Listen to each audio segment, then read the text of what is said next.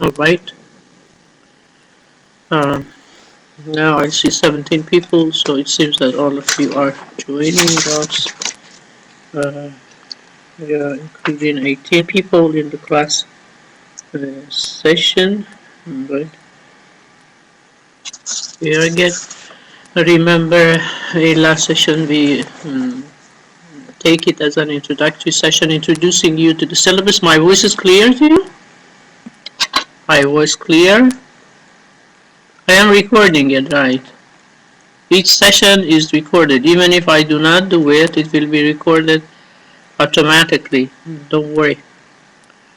We are again. Alright. Also, I introduced you to the materials and started talking about the some basic points about psycholinguistics to define it. It's the content and the scope of psycholinguistics based on the two books by Carroll, Psychology of Language, and also the Fundamentals by Fernandez. Right. Now I continue with the same topic. Of course, if you do not have any questions so far.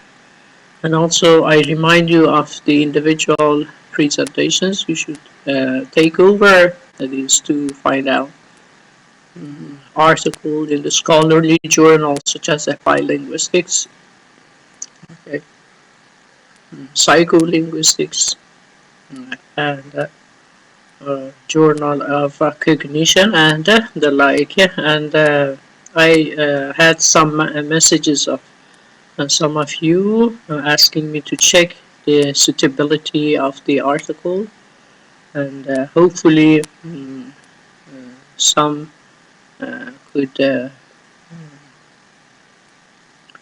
choose and make the right choice, in fact. Okay, so the other is you can proceed and try to have presentations from the third week, that is third week of the course, so we are not pressed for the presentations at the end of the semester. Okay. So we can have the first presenter next time in the second week of the holiday. I mean, we can start our session, the third session in the second week of holiday. Next week, because it's the holiday in New Year holiday in Iran, the class we cannot hold the class, but I can start earlier, that is from the second week, okay, of holiday, if it is okay with you. No, it's still we have 1 week ahead. I'll mention the exact date of the third session at the end of this session. Okay, so we learned that psycholinguistics is an interdisciplinary field of study, and it draws on a number of fields mentioned here. Okay, and I start from this slide to refresh your mind concerning the point I mentioned, and it especially draws on cognitive psychology, and the approach in cognitive psychology was information processing or computational metaphor. And I remember we talked about how do we mean by metaphor means making an analogy between mind and a computer. That is, the mind takes in information in terms of language information, process it and act upon it, right? And one and this kind of processing is done. In order to know about this processing, the cognitive psychology make use of experimental techniques. So it gain and identity independent of linguistics, because I ask you to contemplate on the last statement. Why do we state psycholinguistics gain an identity independent of linguistics? Any one of you may respond to the point made here. Why is it so that psycholinguistics? Okay, Miss Sarmat, Miss or Mister, I don't know.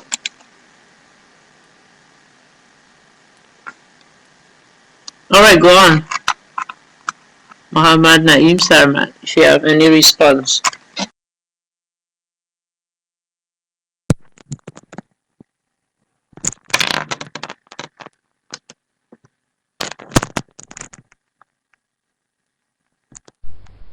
Yeah? Yeah. Hi, Sarmat. Hello. Okay. Hi, Hello, how are you? Okay. Morning. Physiolinguistics is the study of the comprehension and the production of language. It is spoken, written, and sign forms. While linguistics is the study of the scientific language, it involves analysis of language form, language meaning, and language context, as well as analyzes the social, cultural, historical, No. and political So now I'm factors. not talking, Sarmat.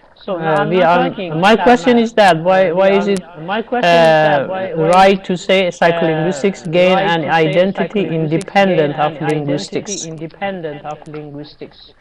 Though it draws on linguistics, but still it has an independent character.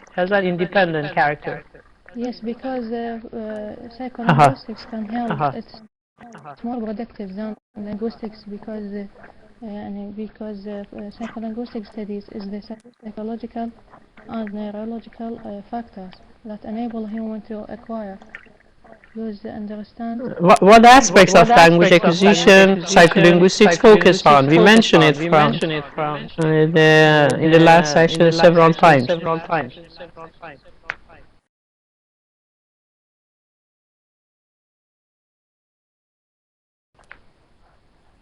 Yeah, The main scope of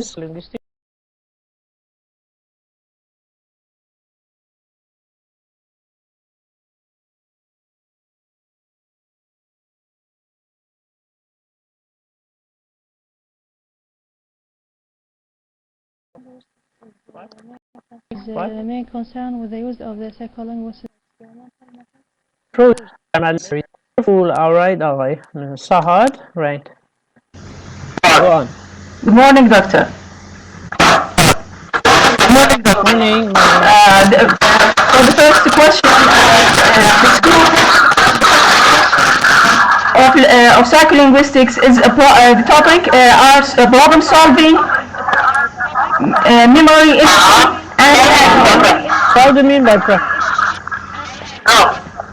No. These are the topics that cognitive psychology deals yes, with, right? But we are talking about psycholinguistics because psycholinguistics focused on the study of language. How about the language? If you remember, it is language use in terms of comprehension and production and acquisition. But how about the language use? What the language. if you look at, when it says information, the approach of cognitive psychology is information Yes, processing. How do we take deal with semantics, syntactic, and phonological and pragmatics also. so these are the scope of psycholinguistics. So thank you. I will give you the answer. Okay. And be careful. The questions I raise may uh, be included in your exam too, right? Okay. So be careful. That's it. Uh, Psycholinguistics, though draw on linguistics. Linguistics is the study of the origin, okay, and the structure of language. Agree? But it still stay independent from linguistics. Why? Because psycholinguistics is concerned with the cognitive processes or mental processes involved in language use, including language production and language comprehension and acquisition. While linguistics is not, all right, concerned with the mental or cognitive processes involved in language use. For this reason, it is claimed that psycholinguistics, though draw on linguistics, but it stays on its own. It is an identity independent of linguistics because there is focus on in psycho. I'll put it here again. In psycho.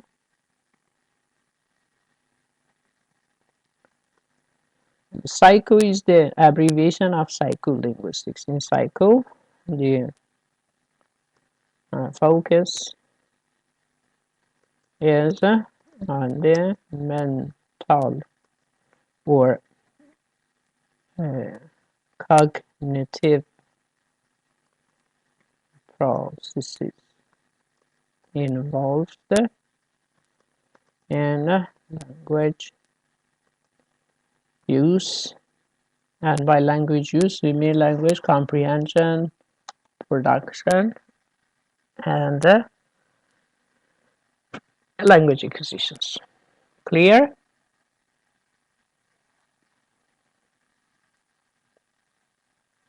All right. Very good. Now modern psycholinguistics is an experimental science, okay, and is in modern psycholinguistics experiments measuring reaction times, all right, that is, for example, sentences are read to the participants and the time they take in order to answer, to have a response are measured. So this is how they mean by reaction times. Okay, experiments measuring reaction times have been important in word recognition. When it says word recognition, a number of list of the words are given to this to the participant. Later, in reviewing the second chapters, focusing on the psychological mechanism that is working memory system, you will learn about this kind of the experiments which are usual in psycholinguistics, right?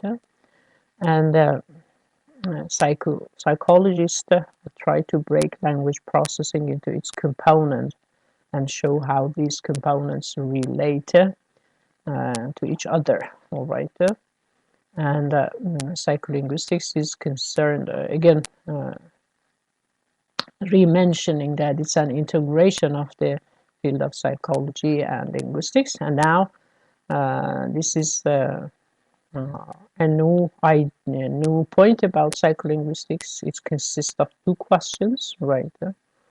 That is, what language of knowledge is needed for us to use language, and that is, we must know a language in order to be able to use it, but we are not always fully aware of this knowledge. So psycholinguistics is concerned with two types of knowledge. One is explicit knowledge about the language. You know Arabic well as your first language. I know Persian well, my first language, and we are able to use it well, clearly, and fluently, right?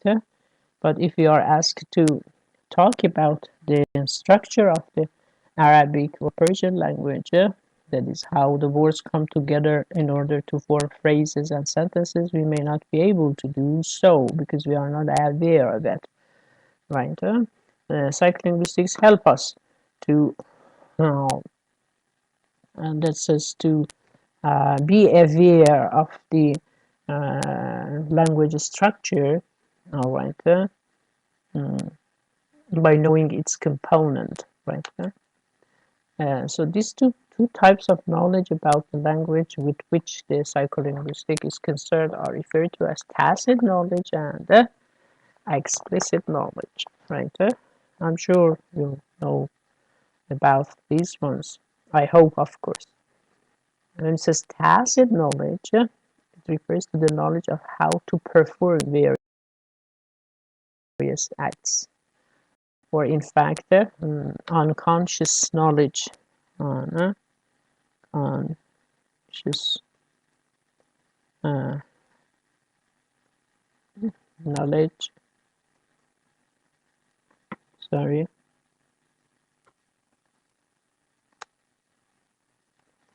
this is unconscious or sub